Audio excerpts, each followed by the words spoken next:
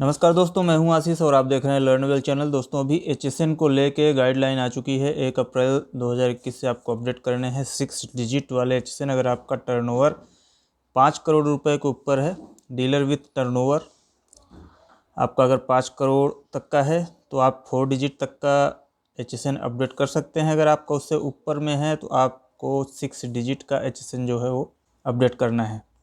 तो यहाँ पे जैसे टेबल आपको दिख रहा होगा, तो इसमें आपके रुपीज़ अप टू 5 करोड़ का अगर आपका टर्नओवर है प्रेजेंट में, तो आपको 4 डिजिट तक आप एचएसएन रख सकते हैं। आप 6 डिजिट भी रखेंगे तो भी कोई प्रॉब्लम नहीं है।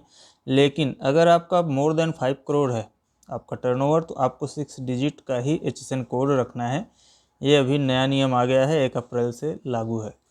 और अगर आपको एचएसएन की लिस्ट चाहिए तो मैं ये वाली लिस्ट आपको दे दे रहा हूँ। मैं इसमें एक लिंक दे दूँगा जिससे आप एचएसएन की ये वाली लिस्ट एक्सेल वाली डाउनलोड कर सकते हैं। इसके अलावा भी आप चाहें तो एक गवर्नमेंट की वेबसाइट है यहाँ पे cbic-gst.gov.in। इसमें आपको गुड्स एंड सर्विस सेक्शन में आपको ये सारे रेट्स आपको दिख जाएंगे। कैसे क्या यूज करना है यहाँ पे गाइडलाइन दी हुई है, तो आप यहाँ से भी रेट्स आपके चेक कर सकते हैं। बाकी ये एक्सेल लिस्ट जो है ये मैं आपको प्रोवाइड करा दूँगा। तो अभी अगर आपने एचएसएन कोर्स टैली में अपडेट नहीं किए हुए हैं और आपको देखना है कि आपके ज़्यादातर एचएसएन कोड अपडेट हैं कि नहीं है, तो आप यहाँ पे डिस्प्ले में चले जाएंगे टैली के अंदर में, और यहाँ पे स्टैट्यूटरी रिपोर्ट्स में जाने से जीएसटी रिपोर्ट्स में आपको जैसे जीएसटी रेट सेटअप में आप जाएंगे तो यहाँ पे आपके आइटम्स की लिस्ट दिखती है आपको। तो आपका यहाँ पे एचएसएन कोड दिया रहता है। जैसे मेरे यहाँ पे सभी में लगभग 4 डिजिट के ही डले हुए हैं और कुछ में ब्लैंक हैं।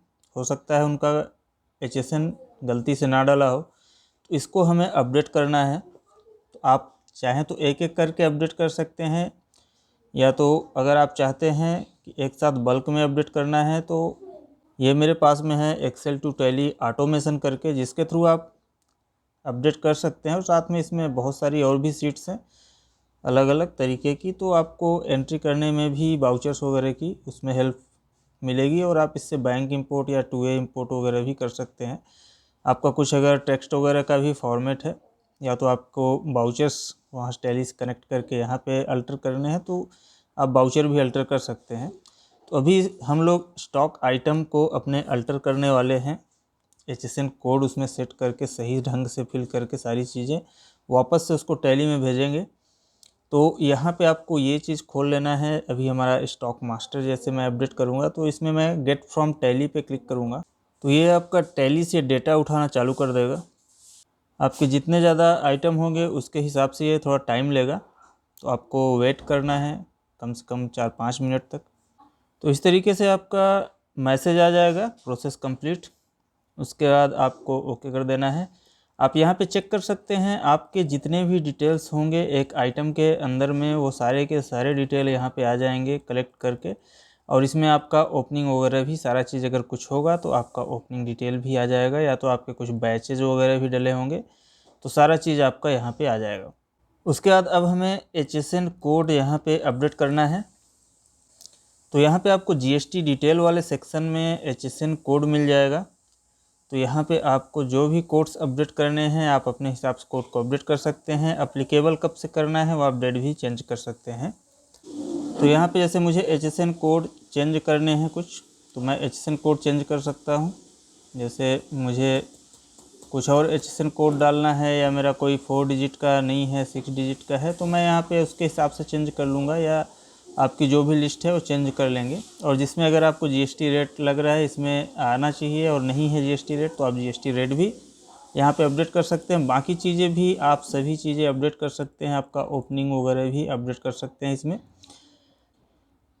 अब जैसे आपको अगर ओपनिंग भी साथ में अपडेट करनी है तो आपको ओपनिंग अपडेट करने के लिए आपको उसके बाद वैलिडेट पे क्लिक करना है। तो ये हमारा वैलिडेशन कंप्लीट होगा। फिर उसके बाद हमें पोस्ट इन टैली पे क्लिक करना है। और आप साथ में चाहें तो यहाँ पे अगर कुछ नाम वगैरह आपको चेंज करने हैं तो आप नाम भी चेंज कर सकते हैं। जैसे मैं सोच रहा हूँ इसका नाम ऐसा कुछ करके 1 2 3 या ऐसा कुछ करके दे देता हूँ। ये नाम हमारा टैली के अंदर चेंज हो जाए, तो ये नाम भी हमारा वहाँ पे चेंज हो जाएगा। आपको अगर कुछ नए नाम डालने हैं, आपको पुराने नाम को कुछ अपडेट करने हैं, तो आप उसको अपडेट भी कर सकते हैं। उसके बाद हम इसको पोस्ट इन टैली पे करेंगे तो आपकी एंट्रीज जो है इंपोर्ट होना स्टार्ट हो जाएंगी। बाकी आप चल के टैली में भी आप चेक कर सकते हैं। जैसे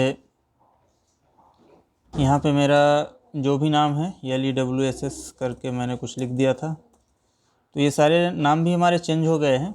और आपका HSN जिसमें नहीं था, आपका HSN भी अपडेट हो जाएगा, GST नंबर। बाकी आप जितने डिटेल्स आप अपडेट करना चाहते हैं, सारे के सारे डिटेल्स आप यहीं के ही अपडेट कर सकते हैं। तो सेम यही चीज़ आपका लेजर मास्टर में भी कर सकते हैं। आप यहाँ पे गेट फ्रॉम टैली लेके आप उसको पोस्ट इन टैली करके अपडेट कर सकते हैं। साथ ही साथ इसमें आपको और भी बहुत सारी सीट्स मिल जाती हैं वाउचर एंट्री के लिए, तो बहुत ही अच्छी चीज़ है। आपका लाइफ टाइम यूजेबल है। आप इसको टैली RP9, टैली प्राइम आप किसी में भी यूज करिए, बिना किसी दिक्कत के आप इसको चला सकते हैं। और इसमें भी कुछ बटन्स हैं। आपको सिर्फ जैसे इन्वेंट्री की सीट्स देखनी है तो आप यहाँ पे इन्वेंट्री क्लिक करके रखेंगे। विदाउट इन्वेंट्री की सीट्स देखनी है, विदाउट इन्वेंट्री।